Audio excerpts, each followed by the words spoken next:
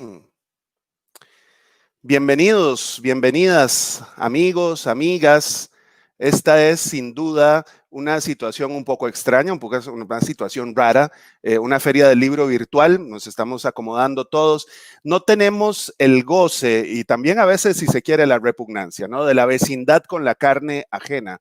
Hablo pues de ese hacinamiento dulce y terrible de los pasillos y los auditorios, el salir a cenar o tomar una cerveza con los amigos después de la presentación de un libro, el sentarse a un ladito a tomarse un café con una tortilla o lo que fuera.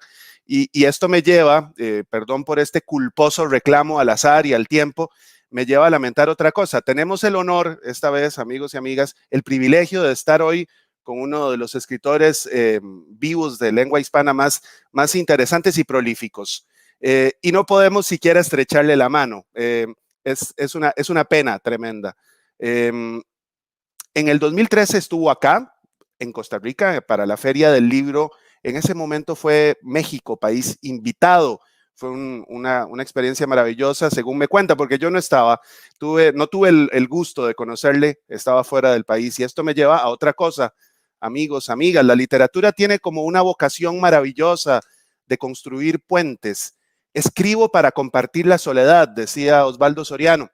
¿Qué más íntimo que en compartir nuestras soledades? Y esto de alguna manera provoca que nos sintamos muy próximos, muy cercanos a esos autores y autoras que nos gustan.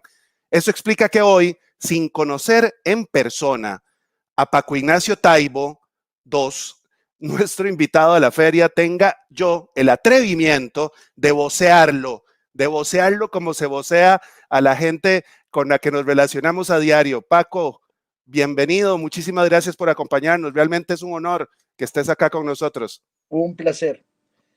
Cada vez que me da la sensación de que América Latina es más pequeña, me pongo de buen humor. Hay algo, Es la claro, única virtud de la maldita pandemia. El claro. fortalecimiento verdaderamente multiplicado por 1000 de las conexiones interiberoamericanas que hemos logrado en estos meses. Es cierto, es mucho más, se hace sencillo esto, por ejemplo, tenerte hoy acá virtualmente en Costa Rica y que nosotros también estemos allá presentes un poquito en México y en toda América Latina, como mencionas, es una maravilla. Paco, estamos acá y amigos, amigas, vamos a entrar en materia de una vez. Vamos a conversar sobre el último libro de Paco, Sabemos cómo vamos a morir. Es un libro, me gustaría empezar diciendo eso, es un libro desgarrador, tremendo, el cual narra, y me atrevería a decir, con algunos rasgos poéticos, y ahora más adelante voy a decir por qué, ese episodio tremendo de la Segunda Guerra Mundial, y me refiero pues al levantamiento del gueto de Varsovia, uno de los primeros actos de rebelión en la Europa ocupada por el nazismo, o sea, no es poca cosa, ¿verdad? Me llama la atención, Paco, y me encantaría que empezáramos por ahí, que hay una cierta fascinación tuya con el héroe derrotado, me parece, ¿no? Recuerdo Piglia, un escritor que conociste sin duda bien, decía que es preferible ser derrotado a ser cómplice, ¿no? Tu detective, Héctor Velasco Arán, de alguna manera es eso también, ¿no? Es un buen ejemplo de ello. Pero este libro me parece está muy presente. Hay que hacer una apología de la derrota. Te dijo una vez Miguel Bonazo y de ahí salió 12 historias de héroes revolucionarios herejes, ¿verdad? Según recuerdo que se lee ahí. Eh, También pienso en Sombra de la Sombra, donde los personajes son sobrevivientes de un sistema que cambia, es una cosa nueva y no saben de cierto modo cómo enfrentarse a esas reglas nuevas. Pienso en Héroes Convocados y pienso que a los judíos que fueron llevados a esa Varsovia, a esa embajada del infierno que narras, eh, guardando las distancias, les ocurrió algo semejante. Les ocurrió algo semejante. Decías que hay que hacer un elogio de la derrota en ese momento, ¿no? Era, Partamos de ahí, ¿sí? sí, partamos de ahí. Pero yo creo que era más que un elogio de la derrota, era un elogio de la resistencia a ultranza. Cuando hace muchos años me tropecé con la frase que le va a dar sentido al libro y que me obligó a escribirlo, me persiguió hasta que lo escribí, descubrí que había un jovencito, 20 y tantos años, dirigente de las organizaciones judías de combate dentro del gueto de Varsovia, que estaban organizándose para resistir condiciones verdaderamente terribles. Piensa que todos los días 1 millar de judíos eran sacados en trenes para ser asesinados en Treblinka, a unos cuantos kilómetros de Varsovia. Y cuando le proponen sus compañeros de las organizaciones judías de combate que había fuera, en los bosques de Polonia, salgan, les organizamos una salida a través de los túneles desde las cloacas de Varsovia.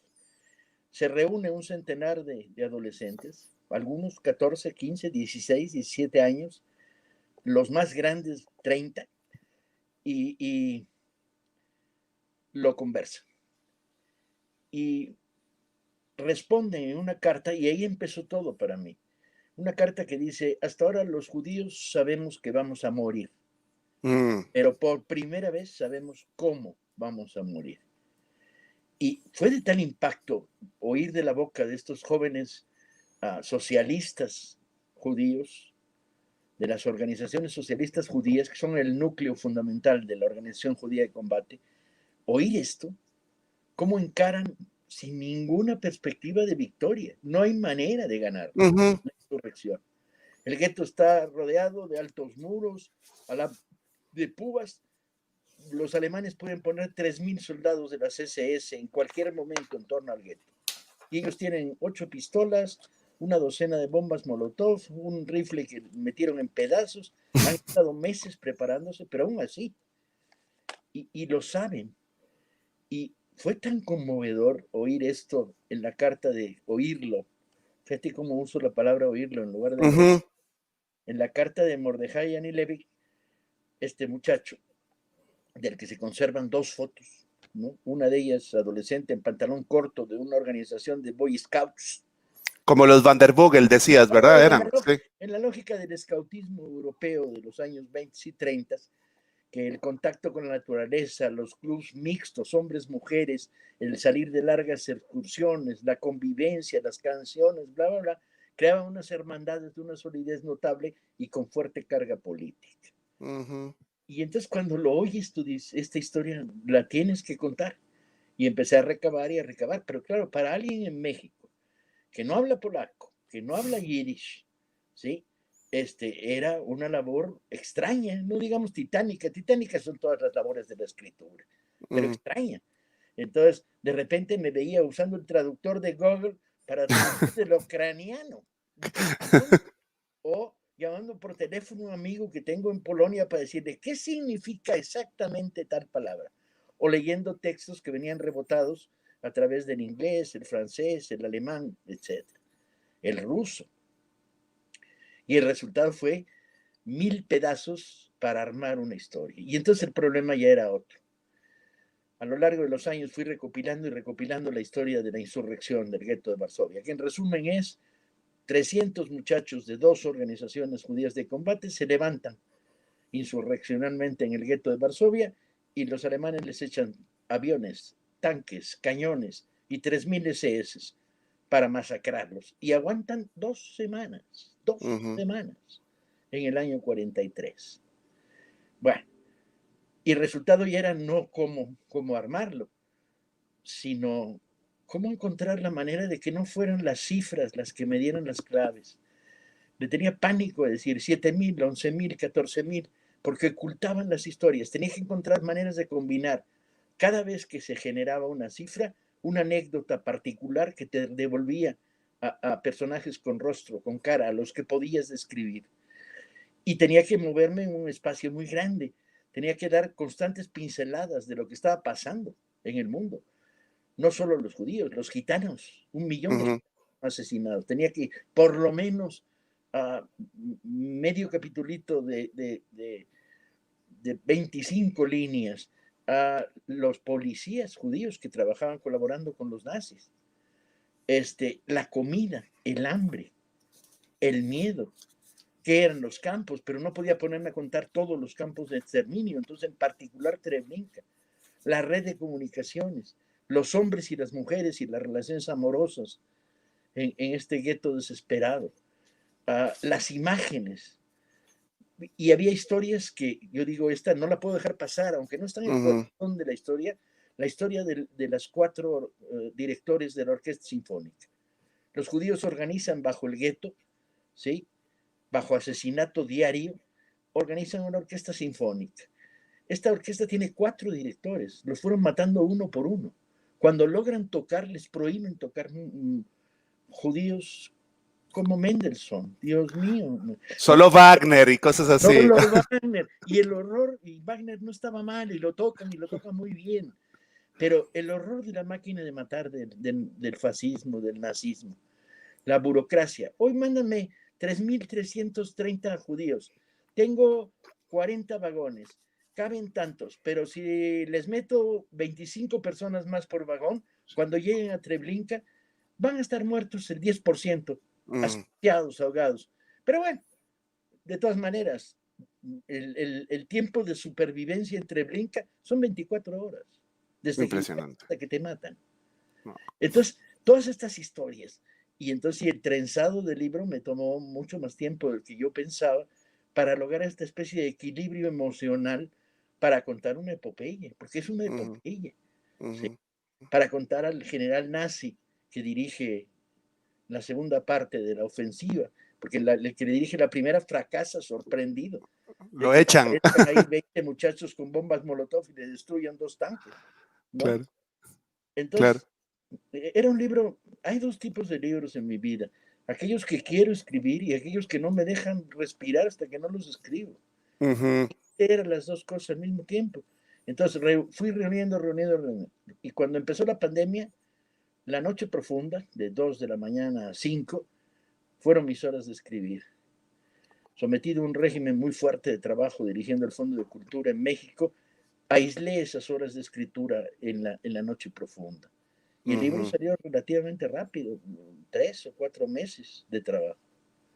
Armando, recuperando todos esos retazos que había sido, digamos, durante mucho tiempo recabando.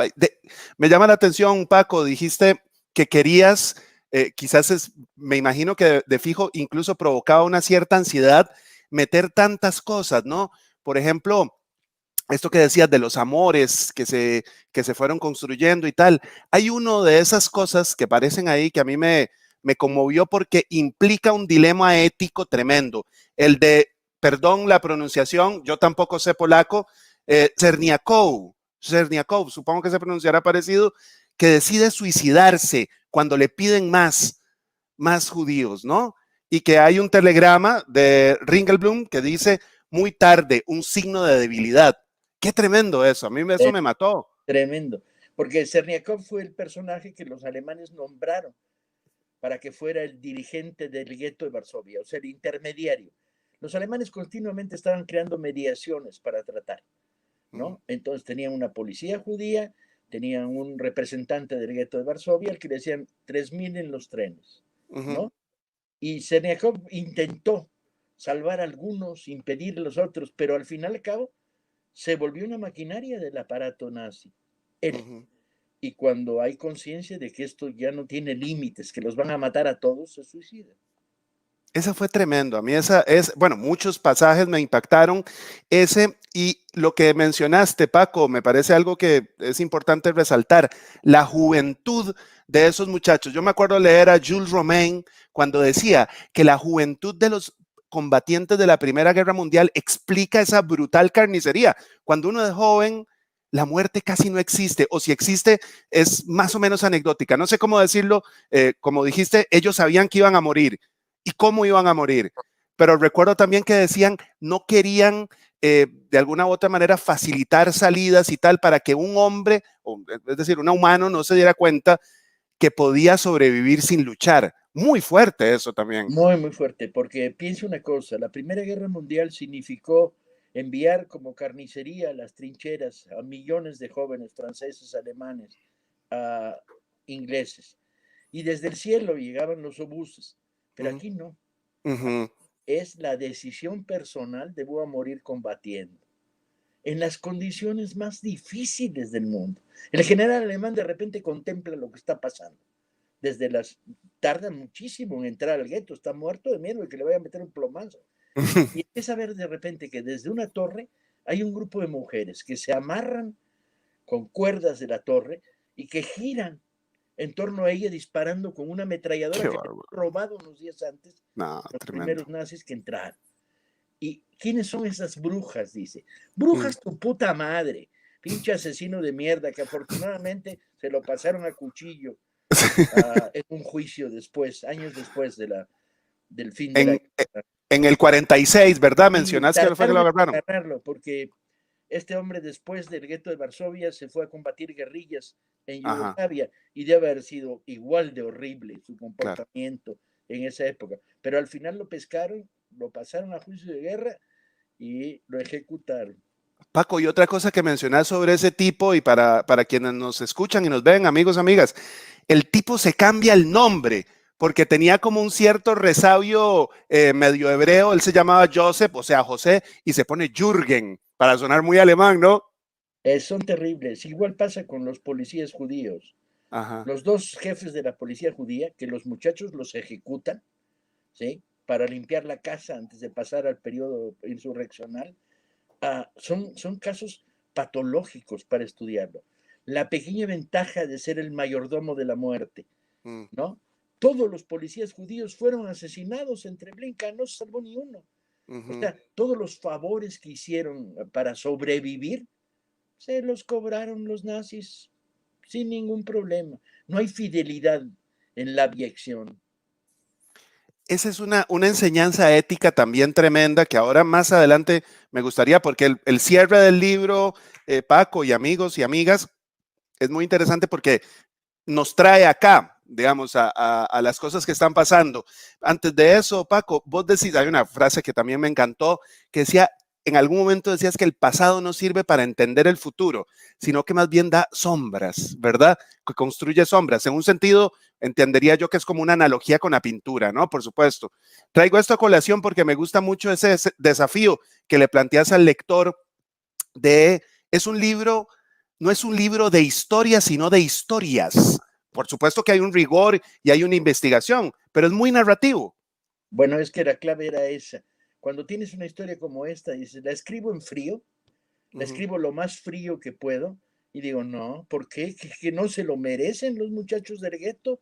No se merecen que los cuentes en frío. Tienes que contar cuando a Edelman, que se sobrevive milagrosamente porque está fuera del gueto consiguiendo armas, le dicen un soldado norteamericano, ¿y usted cómo sobrevivió? Como culpándolo de que, ¿no? Eso es Y el tremendo. tipo dice, porque había un soldado alemán a 200 metros que seguro que tenía problemas de vista. Y entonces cuando apuntaba, apuntaba mal y no me pegó el tiro a tiempo. Eso fue tremendo, eso a mí me impactó. Cuando Edelman, que es de una lucidez endiablada, y además fue tratado en una entrevista maravillosa por una nueva periodista polaca, Anna Krer, cuando dice, ah, ¿qué tiene de heroico ir a morir? Hablando de sí mismo y de sus Uh -huh. compañeros. Dice, pues es igual de heroico que ir mansamente a morir en un tren, en un campo de concentración, al que te ofrecieron un bote de mermelada y una hogaza de pan para que te subieras al tren aprovechando la hambruna que había dentro del Uh gueto, -huh. ¿no? Uh -huh. Está hablando de cómo ejecutaron a 500.000 de personas en el gueto. Y no tiene nada de heroico. Lo que pasa es que hay una forma de lidiar. Lo que no es heroico, ¿sí? Es romper la cadena de la solidaridad. Y eso es Mm. lo que hacía el libro contemporáneo. Dije, no lo puedo escribir en frío, tengo que escribirlo en caliente. Tiene que recoger el tiempo, el momento, los muchachos, la historia, por algo que me ha preocupado desde hace muchos años, que es el problema de cómo hacer historia narrativa, con Uh rigor de -huh. historia, pero con habilidades narrativas. Y en esa clave estaba el problema de cómo contarlo. Y para mí era un problema serio. O sea, con este material en las manos, tengo que lograr que un adolescente hoy, costarricense, mexicano, lo lea como algo que puede estar pasando. En ese tiempo que no es el pasado y no es la historia, sino es la vivencia universal, etcétera. Y tiene que vivirlo con la intensidad.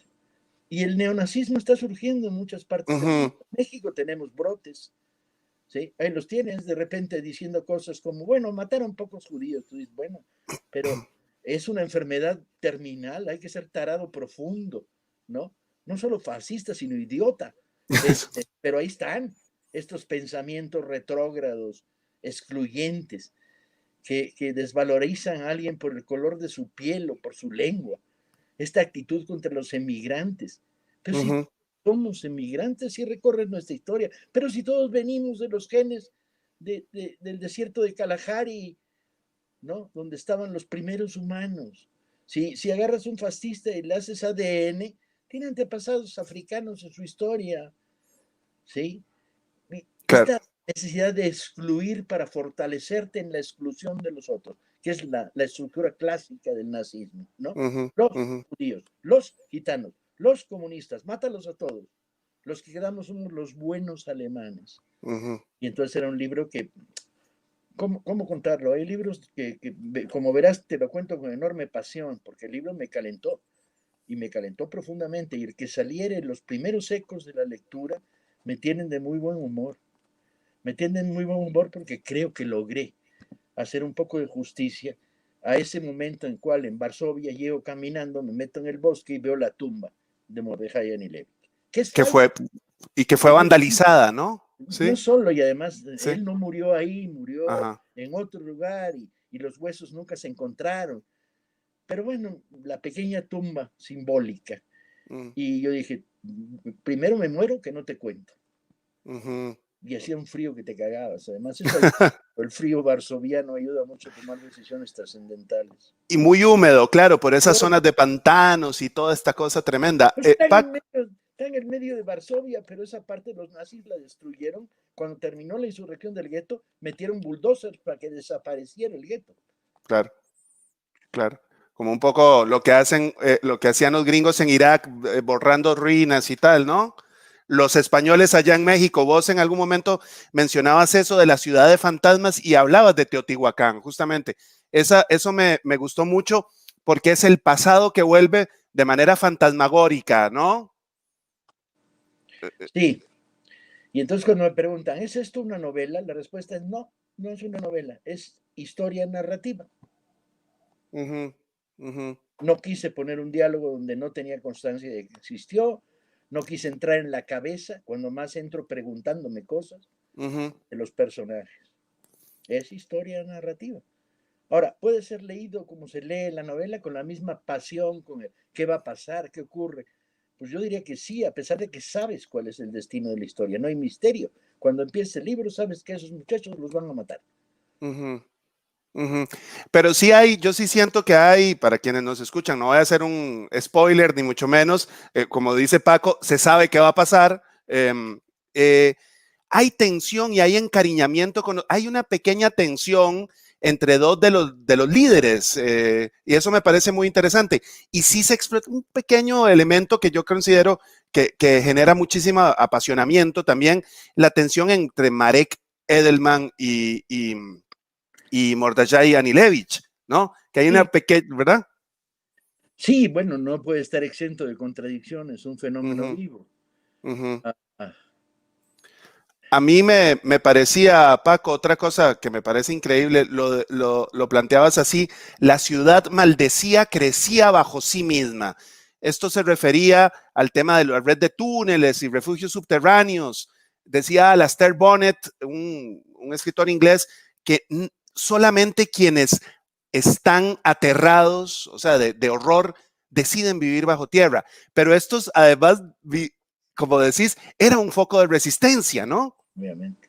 Cuando creas un depósito de agua en una ciudad que le van a cortar el agua durante todo el periodo insurreccional, lo que estás haciendo es resistencia. Cuando en medio de las hambrunas brutales creas depósitos de víveres, cuando la vida se la juegan los chavos para saltar el muro y regresar con 4 litros de gasolina para hacer bombas Molotov, que te da para 6 bombas Molotov, no da para más, ¿sí?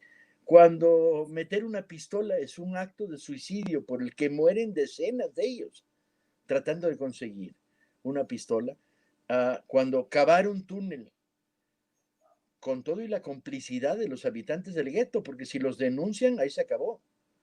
No, es una historia verdaderamente apasionante, ¿no? Cautivadora en el mejor sentido de la palabra. A mí me encanta también algunos, desde el punto de vista estilístico, algunos elementos. Cuando dije que había algo de poesía, yo creo que no es casual que en otro momento Clio, que era la musa de la historia, fuera también la de la poesía, ¿no? Eh, Afortunadamente. Sí, pero en ese, ahora que mencionas lo de los cócteles Molotov, ese capítulo cierra con una frase lapidaria que decía: ahora hacen falta las botellas. Ya los tipos tenían el combustible, pero no tenían botellas. Imagínate, ahora hace falta las botellas. Eso me pareció tremendo, tremendo. Hay otra cosa que me encantaría abordar, Paco, si estás de acuerdo. Eh, una cita de un poeta. Hay muchas citas de poetas también, lo cual me encantó. Todos poetas del gueto, ¿eh? Claro, claro, No apelea ningún poeta externo al gueto, todos son poetas de dentro del gueto, que y se es viven en el gueto. y es terrible cuando el tipo que, perdón, se me escapa el nombre, dice: y escupieron directo a la cara de Dios. Qué cosa tremenda. Es maravilloso, maravilloso. ¿Sabes qué? Yo lloré muchas veces escribiendo este libro. Me 3 de la imagino, sí. madrugada, la casa, la luz sobre tu cabeza, en el despacho donde estoy en estos momentos. Y de repente los lagrimones me corrían por la cara.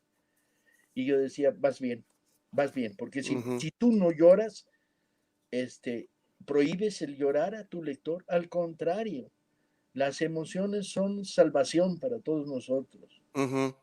Hay una otra frase que citas de Mordechai Anilevich que dice: rebelarse contra la realidad. Qué cosa tremenda y qué cosa actual, vigente, ¿no? Digamos, en tu vida de activista también, Paco, has visto muchísimos ejemplos de esos y me imagino que ahora, en esta realidad también tan dolorosa para América Latina y tal, hay una necesidad de rebelarse contra la realidad, ¿no? La pasividad es una manera de matarte. La abstención, la neutralidad, son maneras de asesinato crueles y tontas. Si algo te invita a la lectura del libro es: a este mundo llegamos para resistir socialmente, entre todos, tomados de la mano. No es casual que cuando los muchachos de las organizaciones judías de combate se reúnen para hacer pequeñas fiestas en el gueto, se toman de la mano y bailan en coro, grupo, colectivo. Lo que hacen los nazis es romper las cadenas de solidaridad. Te encierran en un gueto, sálvese quien pueda, cada uno para sí mismo, denuncia a tu vecino, etc. Y lo que estos muchachos hacen es reconstruir las cadenas de solidaridad.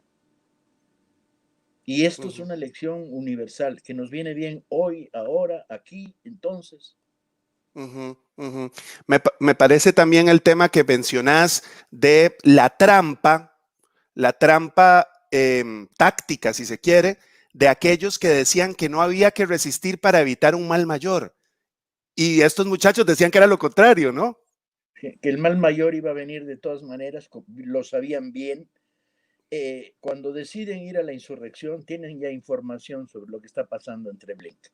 No una, 3, 4, 5 informes de gente que se salvó, uno que se escapó, uno que estuvo dentro y lo pusieron a ordenar cadáveres, y saben lo que está pasando.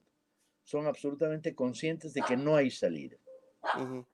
Y en ese sentido, el realismo es enfrentar una situación límite en términos límites. Hay una comparación también en el libro que me pareció bella con la Comuna de París del 71, ¿verdad? Pensaría yo que era por este tema de este anhelo tan profundo, tan carnal de justicia, ¿no? Sí, pero además es original. Las referencias de la comuna vienen de las propias reuniones de los círculos de estudio que ellos tienen y de sus observaciones sobre la experiencia de la comuna. Son muy socialistas los muchachos del gueto, con su componente sionista, pero son muy socialistas.